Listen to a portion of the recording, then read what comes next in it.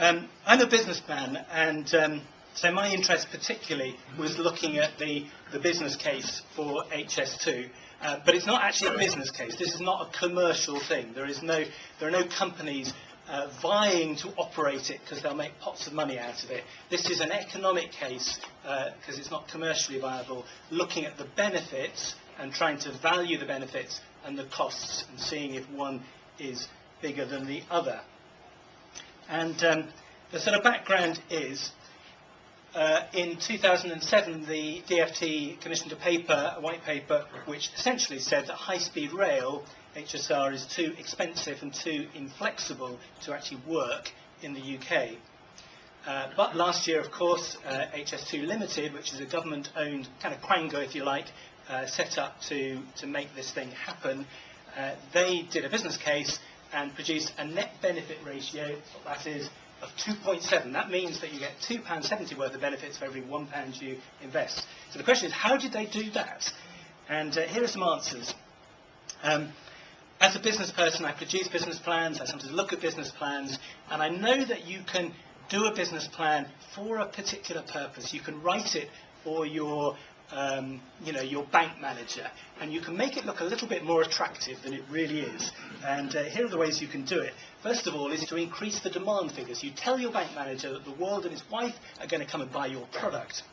So here's some demand figures. Independent Transport Commission say it's going up 35% in the period to 2030. Network Rail up 70%. HS2 say it's going to go up 267%, 3.5-fold increase. It seems to me that's rather higher than is really possible.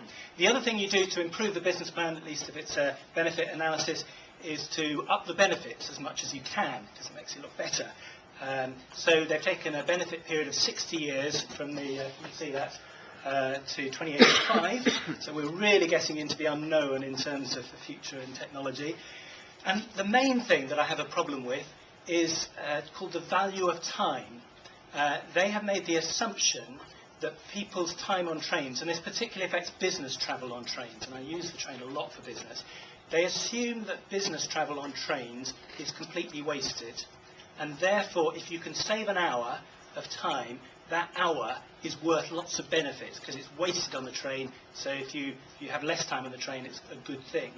But if you've looked around a train recently, you'll notice that business people have all got their laptops out. And in fact, I reckon I work more effectively on a train than I do in the office. I can connect up with the Wi-Fi, I can plug in my laptop and I can get on with it. And actually, recently I've been using Chiltern Line, which is longer, but it doesn't matter because I can use the time effectively and it's £100 cheaper.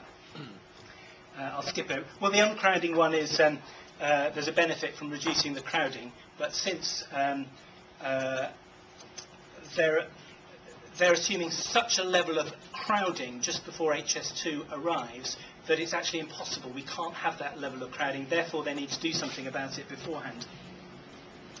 Next thing is to stretch the rule a bit on costs, so up the benefits, reduce the costs. There's something called optimism bias, and there are lots of debate about whether HS2 have rather pushed the rules on that. Someone called Dr. John Sabin reckons that the true cost is really not 17.4 billion, but 34.7 billion. Now that's debatable, and I'm not saying one's right or wrong. And they've ignored things like finance costs and operator profits. Next thing is to assume there's no competition. You can make your business plan much better if there's no competition. Philip Hammond, the Secretary of State, wrote to me and said the reason why there was a problem with HS1 is there was competition. We didn't realise that. But it won't be a problem with HS2. Even though today, I believe, Chiltern Railways announced a non-stop service to Snow Hill in 70 minutes. They've been investing 250 million of their money, not government money, to upgrade the line. And there will be competition from the flight. This is not going to necessarily replace flights to Paris because Flybe and Air France will get in there. And I'm sure Virgin will not want to lose all its passengers, so they will compete. And that will affect take-up. And then there are some disbenefits. According to HS2 Limited, they estimate, incorporated in their demand forecast, although it's a bit hidden away on page 42 of the technical appendix, is the assumption that the train service from Coventry to London will drop from one every 20 minutes to one every hour. Now that, to me, means I'll wait on average half an hour at Euston to get my return train instead of an average of 10 minutes. So there's a disbenefit that's not included. and then there are CO2 costs, which haven't been included. HS1 is running at 1/3 of the forecast demand and was sold for, I think it was 2.1 billion, cost 5.8 billion. And it's not been a great success. Here's Andrew Gilligan. At a cost of billions of pounds, passengers in Kent have seen their service transformed into the worst they've ever known. So, what is the net benefit ratio? Well, the answer is we don't really know. It's very difficult to predict when you're looking ahead so much into the future.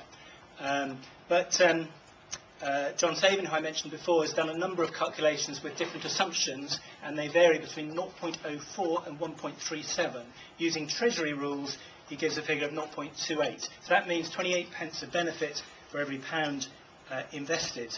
Or in other words, the £1,250 that each of our households will contribute to the scheme, the government will throw away £900.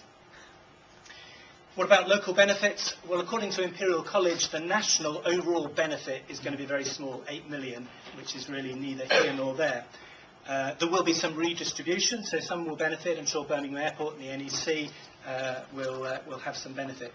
But it will be some redistribution, and Imperial College believe that most of the benefits will accrue to London. According to HS2 Limited, 70% of the journeys will be London-bound, to London in the morning, away from London.